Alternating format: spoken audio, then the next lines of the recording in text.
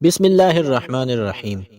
حضرت عطا بن یسار رضی اللہ عنہ بیان کرتے ہیں، حضرت ابو سعید خدری رضی اللہ عنہ رسول پاک صلی اللہ علیہ وسلم کی خدمت میں حاضر ہوئے تو آپ بخار کی وجہ سے ایک چادر اوڑھ کر لیٹے ہوئے تھے۔ حضرت ابو سعید رضی اللہ عنہ نے ہاتھ رکھا تو کمبل کے اوپر سے حرارت محسوس ہوئی۔ حضرت ابو سعید رضی اللہ عنہ عرض کرنے لگے، یا رسول اللہ صلی اللہ علیہ وسلم، آپ کو تو بہت شدید بخار ہے۔ رسول اللہ صلی اللہ علیہ وسلم نے فرمایا، ہمارے اوپر آزمائشیں بھی سخت آتی ہے اور ہمیں اجر بھی دگنا ملتا ہے۔ حضرت ابو سعید رضی اللہ عنہ نے عرض کی، یا رسول اللہ صلی اللہ علیہ وسلم، سب سے سخت آزمائش کس پر آتی ہے؟ آپ نے فرمایا، انبیاء کرام علیہم السلام۔ حضرت ابو سعید نے پوچھا، ان کے بعد؟ فرمایا، علماء پر۔ انہوں نے پوچھا، ان کے بعد؟ فرمایا، صالحین پر۔ پھر حضور صلی اللہ علیہ وسلم نے آزمائشوں کی مثال دیتے ہوئے فرمایا، کس کو فقر میں اس قدر مبتلا کر دیا گیا کہ پہننے کے لیے صرف ایک چادر کے علاوہ ان کے پاس کچھ نہ بچا؟ کسی کو مہلک بیماری میں مبتلا کر دیا گیا حتیٰ کہ وہ اس بیماری میں انتقال کر گیا، اس کے باوجود وہ لوگ آزمائش میں زبان پر شکوہ تک نہیں لاتے تھے، بلکہ تم کسی نعمت کے ملنے پر اتنے خوش نہیں ہوتے جتنے خوشی ان کو آزمائش میں مبتلا ہونے پر ہوتی تھی، کیونکہ دنیاوی آزمائشیں اخروی ثواب کا باعث ہوتی ہیں۔ حضرت عبداللہ بن مسعود رضی اللہ عنہ بیان کرتے ہیں کہ نبی اکرم صلی اللہ علیہ وسلم نے ارشاد فرمایا، بندے کی موت جس جگہ لکھی ہوتی ہے، اللہ تعالیٰ بندے کے مقدر میں وہاں کا کوئی ضروری کام لکھ دیتا ہے۔ جب اپنے ضروری کام سے وہاں جاتا ہے تو اس کی روح قبض کر لی جاتی ہے۔ چنانچہ قیامت کے دن وہ زمین بندے کو اللہ تعالیٰ کی بارگاہ میں پیش کر کے عرض کرے گی، یا اللہ، یہ ہے وہ امانت جو تو نے میرے سپرد کی تھی۔ حضرت ابو ہریرہ رضی اللہ عنہ بیان کرتے ہیں کہ رسول اللہ صلی اللہ علیہ وسلم نے ارشاد فرمایا، مومن بھولا بالا اور شریف النفس ہوتا ہے، جبکہ کافر مکار اور کمینہ ہوتا ہے۔ حضرت عمر بن علقمہ رضی اللہ عنہ اپنے دادا علقمہ بن وقاص کے حوالے سے بیان کرتے ہیں کہ ایک شخص امراء کی محفلوں میں جا کر لطیفے سنا کر انہیں ہنسایا کرتا تھا۔ عمر بن علقمہ کہتے ہیں، میرے دادا نے اس کو سمجھایا اور امراء کی محفلوں میں جا کر لطیفے سنانے سے منع کیا اور فرمایا، میں نے رسول پاک صلی اللہ علیہ وسلم کے پیارے صحابی حضرت بلال بن حارث المزنی سے نبی پاک صلی اللہ علیہ وسلم کا یہ فرمان سنا ہے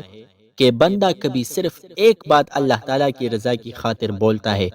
تو اس کو یہ گمان بھی نہیں ہوتا کہ یہ بات چلتے چلاتے کہاں تک پہنچ جائے گی، اور اس کی صرف یہی ایک بات قیامت تک کے لیے رضا الہی کا ذریعہ بن جاتی ہے۔ اور کبھی بندہ صرف ایک بات ایسی بولتا ہے جو اللہ تعالیٰ کی ناراضگی کا سبب ہوتی ہے، اور اس کو یہ اندازہ ہی نہیں ہوتا کہ یہ بات کتنی زبانوں سے ہوتی ہوئی کہاں تک پہنچے گی، جس کا نتیجہ یہ نکلتا ہے کہ وہی ایک بات اس کے لیے قیامت میں اللہ تعالیٰ کی ناراضگی کا سبب بن جاتی ہے۔ حضرت ابو بردہ رضی اللہ عنہ بیان کرتے ہیں، میں عبید اللہ بن زیاد کے پاس بیٹھا ہوا تھا، ان کے پاس خوارج کے سر لائے گئے۔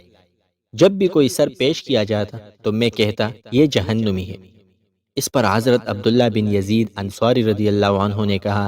اے میرے بھتیجے، کیا تجھے معلوم نہیں ہے، میں نے رسول پاک صلی اللہ علیہ وسلم کو فرماتے ہوئے سنا ہے، اس امت کا عذاب اسی دنیا میں ہے۔ حضرت بہز بن حکیم رضی اللہ عنہ اپنے پردادا کے حوالے سے رسول اللہ صلی اللہ علیہ وسلم کا یہ فرمان نقل کرتے ہیں، اس شخص کے لیے ہلاکت ہے جو جھوٹ بول بول کر لوگوں کو ہنساتا ہے،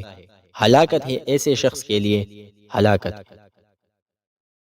حضرت ابو سعید رضی اللہ عنہ بیان کرتے ہیں کہ حضرت عمر رضی اللہ عنہ نے عرض کی، یا رسول اللہ، میں نے ایک شخص کے بارے میں سنا ہے کہ وہ آپ کی بہت تعریف کرتا ہے،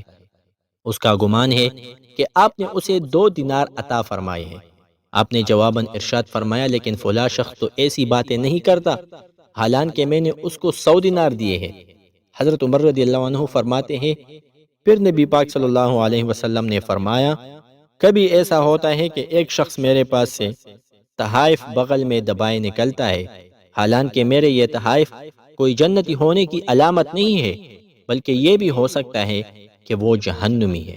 اس پر حضرت عمر رضی اللہ عنہ نے عرض کی یا رسول اللہ، پھر آپ ایسے شخص کو کوئی چیز کیوں دیتے ہیں؟ آپ نے فرمایا میں کیا کروں، لوگ مجھ سے مانگ لیتے ہیں اور اللہ تعالیٰ نے مجھے سائل کو خالی لوٹانے سے منع فرمایا ہے۔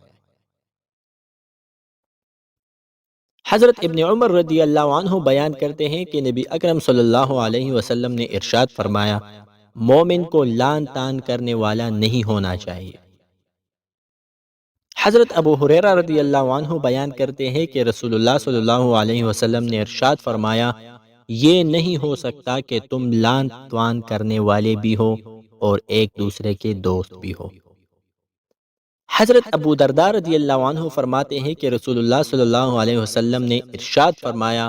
لان کرنے والے نہ گواہ ہو سکتے ہیں اور نہ سفارشی۔ حضرت سہل بن سعد الساعدی رضی اللہ عنہ بیان کرتے ہیں کہ نبی اکرم صلی اللہ علیہ وسلم نے ارشاد فرمایا اللہ اکرم ہے اور کرم کو پسند کرتا ہے، حسن اخلاق کو پسند کرتا ہے اور بد اخلاقی اور کمینگی کو ناپسند کرتا ہے۔ حضرت عبداللہ بن عمر رضی اللہ عنہما بیان کرتے ہیں کہ ایک اعرابی ریشمی جبے میں ملبوس نبی پاک صلی اللہ علیہ وسلم کی بارگاہ میں آیا، کہنے لگا تمہارا یہ ساتھی چرواہوں اور نادار لوگوں کو عزت دیتا ہے اور امیر و کبیر لوگوں کو کوئی مقام نہیں دیتا۔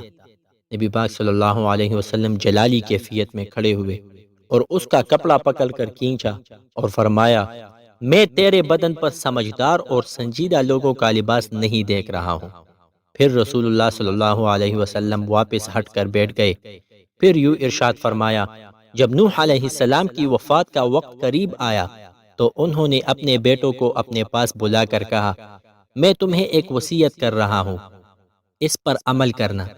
2 چیزوں کا حکم دیتا ہوں اور 2 چیزوں سے منع کرتا ہوں، شرک اور تکبر سے بچ کر رہنا اور